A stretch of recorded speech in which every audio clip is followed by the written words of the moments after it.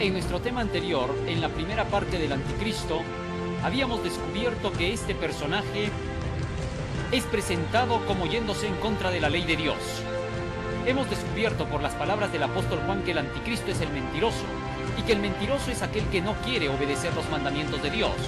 Cuando la iglesia cristiana comenzó a corromperse, ya el apóstol Pablo escribió en el libro de Segunda de Tesalonicenses que estaba obrando el misterio de la iniquidad en sus días. ¿Por qué? Porque el inicuo ya se estaba levantando para traer la iniquidad. Segunda de Tesalonicenses capítulo 2 versículo 7. Porque ya está en acción el misterio de la iniquidad, solo que hay quien al presente lo detiene hasta que a su vez sea quitado de en medio. De manera que el apóstol Pablo declaraba que ya en sus días el misterio de iniquidad había comenzado, que el sistema del inicuo ya estaba haciendo su función, pero que solamente estaba siendo detenido hasta que sea quitado de en medio el que ahora impedía. El que estaba impidiendo en ese tiempo era el poder de Roma imperial, para que pudiera comenzar la Roma religiosa en la cual surgiría el anticristo, puesto que las profecías dicen que en Roma se levantaría el anticristo, y esto sucedería a raíz de la corrupción que se iría ingresando dentro de la iglesia. Segunda de Tesalonicenses capítulo 2 versículo 3 y 4 dice: nadie os engañe en ninguna manera, porque no vendrá sin que antes venga la apostasía y se manifieste el hombre de pecado, el hijo de la perdición, el cual se opone y se levanta contra todo lo que se llama Dios o que es objeto de culto, tanto que se siente en el templo de Dios como Dios, haciéndose pasar por Dios. Versículo 8: y entonces se manifestará aquel inicuo, a quien el Señor matará con el espíritu de su boca y destruirá con el resplandor de su venida. Inicuo cuyo advenimiento es por la operación de Satanás, con gran poder, con señales y prodigios mentirosos. De manera que entonces el apóstol Pablo dice que la apostasía dentro de la iglesia trae como consecuencia la aparición del hombre de pecado, del hijo de la perdición, que aquí representa al anticristo. Esto comenzó a ocurrir cuando la iglesia comenzó a corromperse. Fue por el tiempo de Constantino el Grande, por el año 313 que vimos en nuestro tema anterior, que este personaje, como era adorador del sol, permitió que ingresaran las creencias de la Roma imperial, la adoración al dios Invictus, y entonces se cambiaron los santos cristianos por los dioses paganos, y así el paganismo se introdujo dentro del cristianismo. La reina Semiramis vino a ser la Virgen María, el dios Tamuz vino a ser nuestro Señor Jesucristo y el dios Júpiter vino a ser San Pedro. Y así cada uno de los dioses paganos fueron sustituidos por los apóstoles, por los nombres de los apóstoles. De esta manera el paganismo entonces comenzó a tomar auge, pero la profecía indica que después de esto, este poder cambiaría los tiempos y la ley. Y en efecto, fue Constantino quien comenzó el cambio. A la ley de Dios, al segundo y al cuarto mandamiento los quitó, como hemos visto en nuestro tema anterior. Pero por otra parte, de este poder se dice que tendría 3,5 tiempos para poderse arrepentir, para que durante ese periodo gobernara el mundo, pero luego le sería quitado todo el poder al ver que este poder no se arrepentiría. En efecto, fue en el año 538 cuando el sistema del papado tomó auge sobre la tierra y se convirtió en un imperio mundial. En el año 538 con la caída de los ostrogodos. Contando desde ahí, los 3,5 tiempos que descubrimos que equivalían a 1260 años, llegamos hasta el año 1798, cuando el poder del papado caería. Pero durante ese periodo la Biblia decía que blasfemaría contra Dios, y hemos descubierto que la blasfemia contra Dios es llamarse Padre como Dios, tal como lo dice aquí en Segunda de Tesalonicenses capítulo 2 versículo 4. Se sienta en el templo de Dios y se llama como Dios y se hace pasar por Dios. Y cuando se le reclamó que se estaba corrompiendo este poder y que no podía llamarse como Dios y que estaba introduciendo abusos como la excomunión, las indulgencias, este poder se levantó en contra de los santos del Altísimo, que descubrimos que eran los que estudiaban la Biblia y que le reclamaban al Papa por las cosas que estaba haciendo. Contrario a arrepentirse este poder, así como lo hicieron los grandes reyes de la antigüedad cuando los profetas venían a amonestarles, este se levantó en contra de los santos y los persiguió. Ya ese periodo se le conoce como el tiempo de las persecuciones papales y luego la Santa Inquisición, que fue instituida por el año de 1500. De tal manera que entonces estas persecuciones llegaron hasta el año de 1798, cuando Pío VI es llevado preso por el general Alejandro Berthier, general de Napoleón Bonaparte. Y de esta manera el papado cae. Su periodo de 1260 años de oportunidad para que se pudiera arrepentir y de dominio sobre toda la humanidad terminó. Y de esta manera, el sistema del papado quedaría ahora bajo las manos del gran juez, de Dios. Daniel capítulo 7 versículo 26 dice que el juez se sentó y entonces este poder fue juzgado y se decidió que sería arruinado y destruido hasta el fin.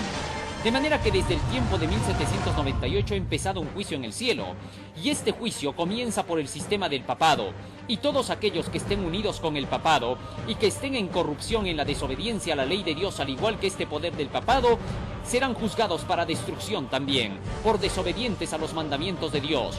De manera que toda la humanidad tendrá que entrar en juicio desde esa época, después de que sea juzgado el poder del papado. ¿Y cómo se sabrá? Bueno, este sistema ha sido determinado por Dios como la bestia. En Apocalipsis capítulo 13 está la continuación de Daniel 7. Las características que hemos visto hasta aquí del sistema del papado, a quien se le conoce con el nombre del anticristo, son: 1. Blasfema contra Dios llamándose Padre. 2. Persigue a los santos del Altísimo con la Inquisición. 3. Intenta cambiar los tiempos y la ley. Cuando cambió el segundo mandamiento, lo quitó, el que prohibía la idolatría, y estableció un falso mandamiento en lugar de ese. Y quitó el cuarto mandamiento que manda guardar el día sábado, y al quinto lo pasó al cuarto. De esta manera atacó los tiempos y la ley, y su poder de dominio llegó hasta 1798. En Apocalipsis 13 leemos acerca de este poder como continuación de la profecía, y vamos a ver las características que nos ayudan a entender que aquí está la continuación. Versículo 1 dice el apóstol Juan: en visión él vio esto. Me paré sobre la arena del mar y vi subir del mar una bestia que tenía 7 cabezas y 10 cuernos, y en sus cuernos 10 coronas, y sobre sus cabezas un nombre blasfemo. Y la bestia que vi era semejante a un leopardo. Sus patas eran como de oso, su boca como la de león, y el dragón le dio su poder, su trono y grande autoridad. En la característica de esta bestia con 7 cabezas y 10 cuernos, vemos la unión de las 4 anteriores. El leopardo representaba a Grecia, el león representaba a Babilonia, las patas del oso representaban a medos y persas, y el poder del dragón que representaba a Roma. De tal manera que los 4 poderes que hemos estudiado en Daniel 7 ahora se integran y forman una sola bestia. El leopardo tenía 4 cabezas, el oso una son 5, el león una son 6, el dragón una son 7, más los 10 cuernos del dragón, 7 cabezas con 10 cuernos. De manera que entonces está claro por esto que aquí está la continuación de Daniel capítulo 7. Pero más aún, no solo esa es la característica. Del poder de la bestia aquí en Apocalipsis 13 se dice, versículos 5 y 6, también se le dio boca que hablaba grandes cosas y blasfemias. Se le dio autoridad para actuar 42 meses, y abrió su boca en blasfemias contra Dios para blasfemar de su nombre, de su tabernáculo y de los que moran en el cielo. Y se le permitió hacer guerra contra los santos y vencerlos. También se le dio autoridad sobre toda tribu, pueblo, lengua y nación. De manera que entonces, las escrituras presentan aquí que este poder también la bestia blasfemaría contra Dios, y la blasfemia es llamarse como Dios Padre, según lo que hemos descubierto en San Juan capítulo 10 versículos 30 y 33, que cuando a Jesús lo acusaron de blasfemo fue porque él dijo: yo y el Padre somos una misma cosa. Y luego en Mateo 23:9 Jesucristo había dicho: no llaméis Padre vuestro a nadie en la tierra, porque uno es vuestro Padre, el cual está en los cielos. De esta manera, este poder blasfemó contra Dios, a llamarse Padre como Dios. Pero no solamente eso, también dice aquí que se levantó para hacer guerra contra los santos y los venció. Esto es el tiempo de la Inquisición. Y luego dice que se le dio 42 meses para poder actuar, para tener autoridad y dominio. En efecto, 42 meses equivale a 3,5 años, que serían los 3,5 tiempos. Es decir, 1260 días o años que son en profecía, como ya descubrimos en el tema anterior. Según la clave profética de Ezequiel capítulo 4 versículo 6, los días en profecía se cuentan como años, lo que significaría que este poder del papado, que está representado aquí por la bestia con 42 meses de autoridad, no es más que los 1260 años que dominó el papado durante la Edad Media, desde el 538 hasta 1798, cuando cae en manos de Napoleón Bonaparte. Y por eso el versículo 10 dice, Apocalipsis 13:10, si alguno lleva en cautividad, va en cautividad. Si alguno mata a espada, espada debe ser muerto. Aquí está la paciencia y la fe de los santos. De manera que entonces este versículo se cumple.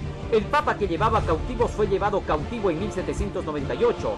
El papa que hacía matar en la Inquisición fue también muerto por la inclemencia del trato que le dio Napoleón Bonaparte, allí en la cautividad en Francia, en Valencia, donde estuvo en una mazmorra, prácticamente maltratado como él maltrataba. Y luego de esto continúa diciendo la profecía más aún. Versículo 3. Vi una de sus cabezas como herida de muerte, pero su herida mortal fue sanada y se maravilló toda la tierra en pos de la bestia. Y adoraron al dragón que había dado autoridad a la bestia, y adoraron a la bestia diciendo, ¿quién como la bestia y quién podrá luchar contra ella? Vi una de sus cabezas. ¿Qué cosas significan las cabezas? ¿Por qué dice que una de sus cabezas fue herida de muerte? Bueno, esto sucedió en 1798. Cuando Napoleón Bonaparte le quitó al papado los estados pontificios del Vaticano, las riquezas y la autoridad. Según las escrituras, las cabezas, ¿qué cosas son? Apocalipsis capítulo 17, versículo 9. Esto para la mente que tenga sabiduría. Las 7 cabezas son 7 montes sobre los cuales se sienta la mujer. De manera que entonces las 7 cabezas de la bestia representan a 7 montañas.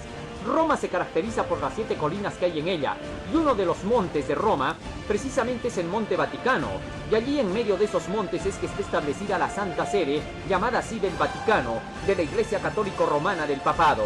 Y aquí dice que una de sus cabezas le fue herida.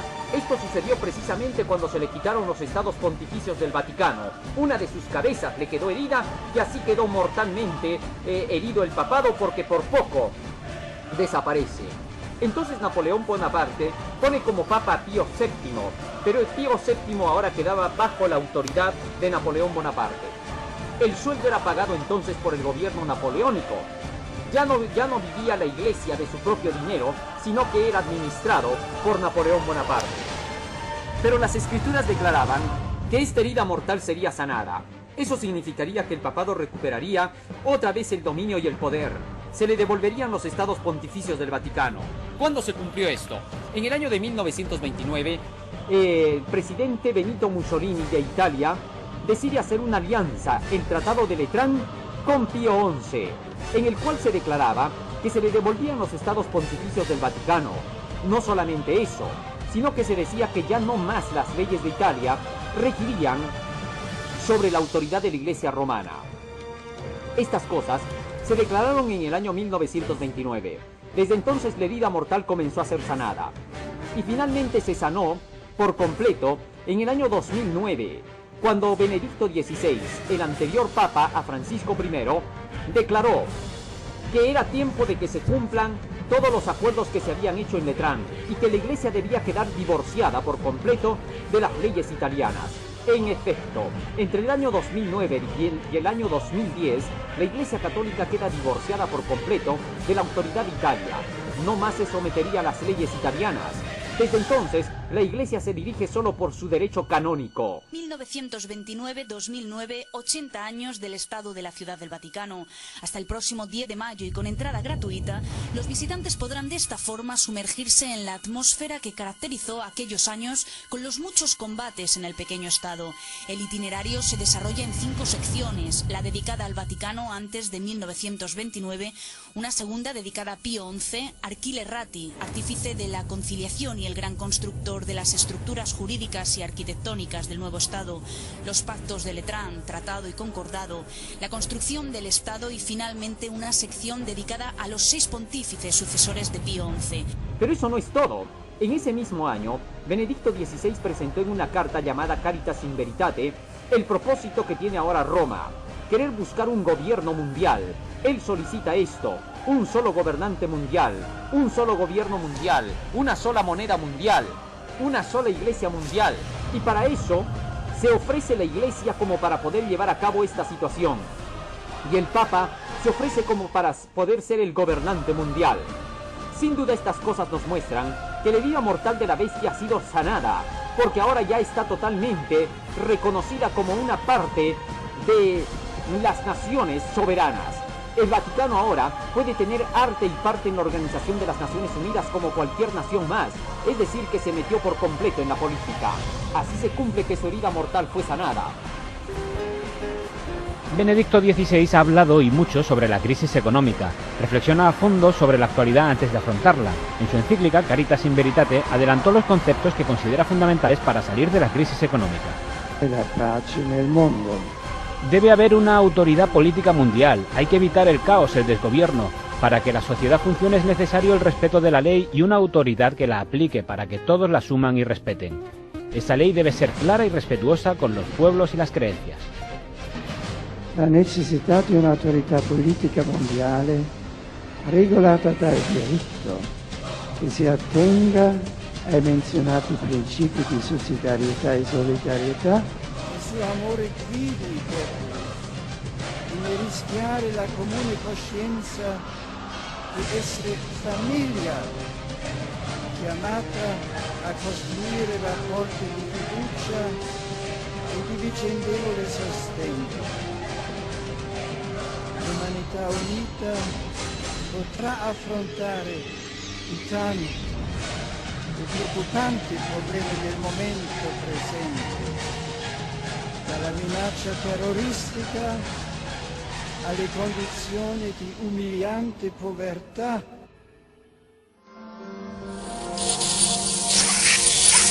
El Vaticano propuso el establecimiento de un gobierno mundial capaz de coordinar acciones políticas consensuadas como alternativa para estabilizar la economía, en plena crisis a causa de los excesos del neoliberalismo. Destacó la necesidad de establecer una autoridad política mundial que supere las lógicas reduccionistas de los actuales mecanismos de coordinación, como el Grupo de los 8 o el Grupo de los 20, vistos más como clubs de amigos.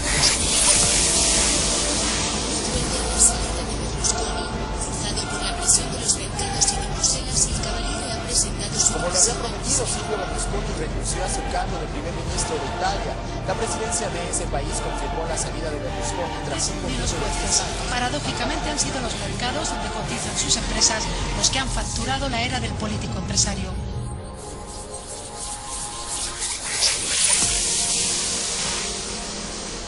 El 24 de octubre de 2011, el Vaticano pidió nuevamente la creación de una autoridad política mundial y un Banco Mundial Central para controlar a las instituciones financieras que se han quedado obsoletas, reafirmando su petición del 29 de junio de 2009, que proponía el establecimiento de un gobierno mundial capaz de coordinar acciones y políticas consensuadas como alternativa para estabilizar la economía en plena crisis a causa de los excesos del neoliberalismo.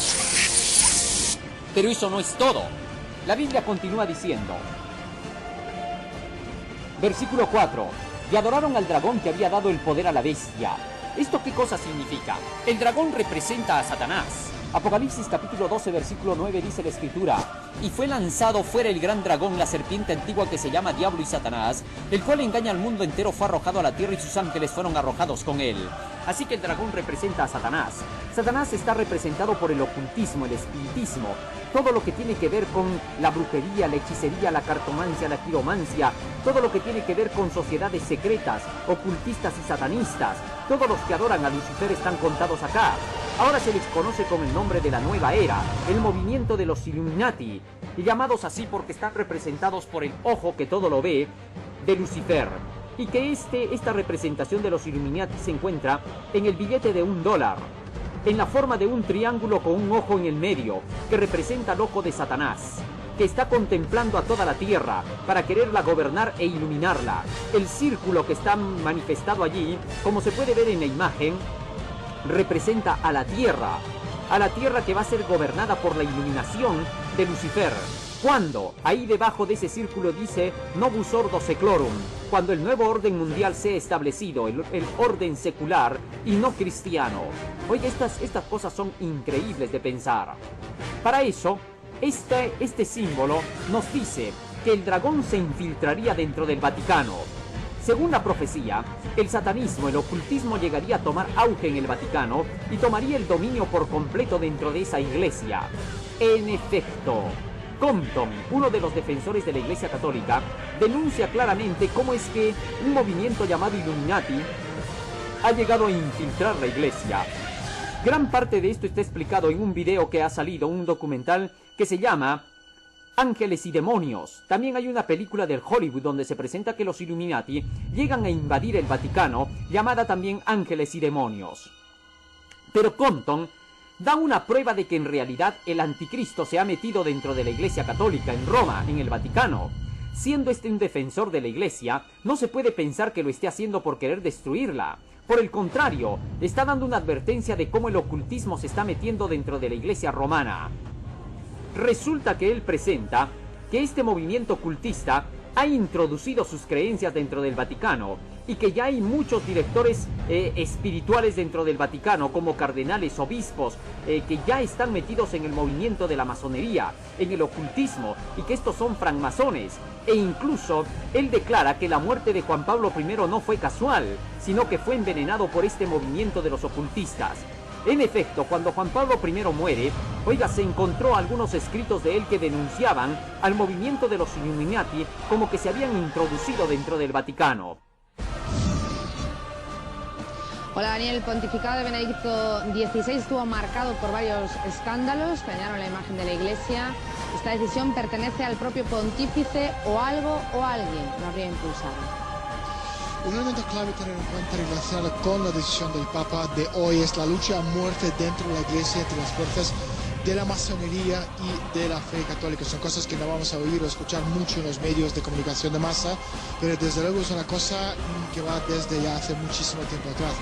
Y en este campo el Vaticano es uno de los principales enemigos de algunos de los sociedades secretas más poderosos del mundo, y de ahí viene esta lucha entre el Vaticano, el Papa y la masonería, que está muy infiltrado dentro del Vaticano, y todos están luchando por los mismos intereses, hacerse con el control del mundo, las almas en este juego. Un secreto que había poderes dentro del Vaticano que le querían eliminar. Hasta el mismísimo Papa se ha referido de manera velada a este hecho.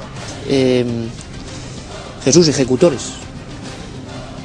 Hay sospechas, se puede decir algo. Imagino que es un tema ya si cabe todavía más espinoso, pero alguien tuvo que hacer esto, ¿no? Es más difícil el llegar al quién ha hecho todo esto, aunque todos los datos apuntan a la logia masónica Propaganda 2, que en el año 92, cuando se hizo el juicio del Banco Ambrosiano, precisamente la cúpula de la logia masónica Propaganda 2, la P2E, pues han terminado en ese juicio los Licio Gelli, Umberto Ortolani, Roberto Calvi, gente de la dictadura argentina. Pues es decir, todos terminaron, bueno, Roberto Calvi había muerto en el año 82 colgado de un puente de Londres. Pero en el juicio la cúpula de la logia Propaganda 2 se les ha condenado con muchos años de cárcel justamente por colaboración en la quiebra fraudulenta del Ambrosiano. Es decir, detrás del Ambrosiano estaba la logia Propaganda 2. Yo creo que detrás de este misterio, otro misterio mayor. Hay que buscar por ahí, por esa pista de tipo económico, pero también de tipo masónico, la logia masónica Propaganda 2. Jesús, una cosa importante, el Papa muerto en sus aposentos con unos papeles en las manos donde había un montón de cambios importantísimos. ¿Se sabe algo de esa documentación? ¿Desapareció? Muy interesante la cuestión, porque una cosa es que el cadáver tenga en la mano unos papeles que el consejero teológico dice que son los cambios que pensaba hacer, pero la cuestión es de qué cambios se trataba. Por tanto, cuando Juan Pablo I habla de decisiones, de afrontar, incluso delante de todos, a la masonería y a la mafia, está apuntando por aquí. Sea lo que fuere, Compton termina diciendo: los últimos papas cargan un cetro de una cruz torcida.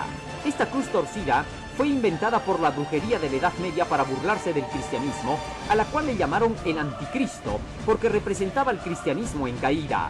Y entonces Compton dice, los últimos papas, y en efecto, como Juan Pablo II, Benedicto XVI y ahora Francisco I, cargan ese cetro de la cruz torcida que en realidad representa al anticristo. Y Compton dice, ¿cómo puede ser que el papa cargue este cetro sabiendo que eso representa al anticristo?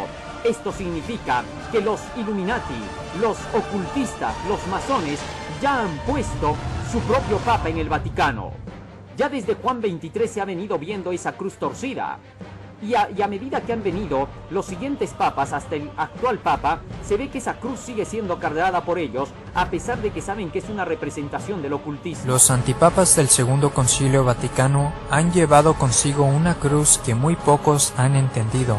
Se dice que la cruz torcida era usada por los satanistas en los siglos V y VI, como también fue utilizada por magos y hechiceros de la Edad Media, que empleaban dichas figuras para representar su odio por el catolicismo. También se ha reportado que el Museo de Brujería en Bayona, Francia, tiene grabados simbólicos en madera que eran utilizados en misas negras, es decir, sábado de brujas, durante la Edad Media, en donde la cruz torcida es destinada como el símbolo del anticristo. Así se cumple lo que dice la profecía. El dragón le dio el poder y la autoridad a la bestia. De manera que entonces será el ocultismo quien ayude al poder del papado para que éste gobierne el mundo. Y el versículo 8 continúa diciendo, Apocalipsis capítulo 13, versículo 8. Y la adoraron todos los moradores de la tierra cuyos nombres no están escritos en el libro de la vida del Cordero, que fue inmolado desde el principio del mundo. Si alguno tiene oído, que oiga.